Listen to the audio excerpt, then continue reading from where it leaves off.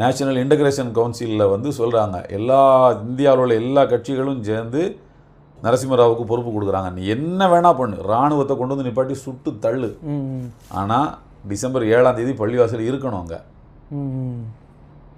அதுக்கு நீ என்ன வேணாலும் நீ பண்ணிக்கலாம், நாங்கள் ஒன்று கேட்க மாட்டோம், பார்லிமெண்ட்லேயும் கேட்க மாட்டோம், பார்லிமெண்ட் வெளியிலேயும் நாங்கள் கேட்க மாட்டோம், உன்னைய ஏன் அப்படி செஞ்சேன்னு கேட்க மாட்டோம், எங்களுக்கு தேவை பள்ளிவாசல் இருக்கணும், உனக்கு முழு அதிகாரம்னு சொன்னதுக்கு அப்புறமாக அந்த திருட்டு பைய வந்து இப்போ தூங்கிட்டான், பள்ளிவாசலை வந்து இடிச்சிட்டானுங்க. அப்போ இவ்வளோ நம்பிக்கை கொடுத்ததுக்கு அப்புறமாகவும் இது நடக்குதுன்னா, ஸோ அங்கே வந்து ஒரு ப்ரெஷர் குரூப் வந்து இருந்து இந்த நாட்டை இயக்குது அப்படின்ற அந்த சிந்தனையே அப்போ தான் நமக்கு வந்து வருது. அப்படின்னா அந்த பொலிட்டிக்கல் ப்ரெஷர் குரூப் எப்படியெல்லாம் சிந்திக்கும், அவங்க என்னவெல்லாம் செய்வாங்க, தங்களுடைய நலன்களுக்காக என்னவெல்லாம் செய்வாங்க அப்படின்னு யோசிக்க ஆரம்பிக்கும் போது தான் சில பேர் சொல்லுவாங்க, நீங்கள் சொன்னதெல்லாம் நடந்துருச்சங்காண்டு.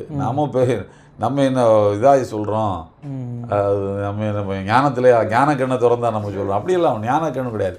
அந்த பொலிட்டிக்கல் ப்ரெஷர் குரூப் வந்து இப்படியெல்லாம் செய்யுங்கிற ஒரு கணிப்பு அது நடந்துடும். அது நடக்காமல் போகிறது தான் இந்தியாவில் அபூர்வம், நடக்கிறது வந்து அபூர்வம் இல்லை. ஆனால் வெளியில் பேப்பர்கள் எல்லாம் என்ன சொல்லுவாங்கண்டா, நடந்தால் தான் அபூர்வம், நடக்காமல் இருக்கிறது தான் இயல்புன்னு சொல்லுவாங்க.